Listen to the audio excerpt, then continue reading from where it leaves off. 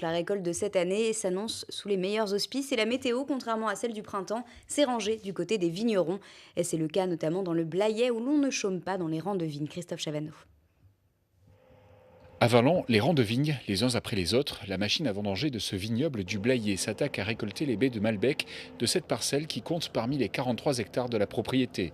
Mais cette année, si les vendanges se présentent bien, il aura fallu tout de même essuyer encore de nombreux aléas, d'où une hétérogénéité de la récolte. C'est une année hétérogène, effectivement, marquée par la grêle dans un premier temps. Ensuite, avant même la grêle, on a eu un printemps très humide, qui nous a difficulté à mettre quelques machines dans les rangs de vignes. Et puis après, une grande sécheresse, comme vous l'avez plus constaté. Donc, clairement, on est sur une année hétérogène avec des parcelles qui sont superbes, des belles choses, et d'autres parcelles un peu plus compliquées. Donc, effectivement, des parcelles avec des petites baies, peu de jus, et d'autres qui, par contre, ont bien bénéficié de cet été, se sont gorgées et sont superbes.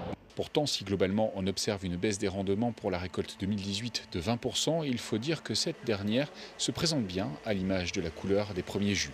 C'est joli, belle couleur, beaucoup de matière sur les vins, je pense qu'on va pouvoir faire des jolies choses. Des vins rouges qui s'annoncent donc sous les meilleurs auspices et que les viticulteurs espèrent qu'ils feront oublier la récolte 2017, la plus petite depuis 1945.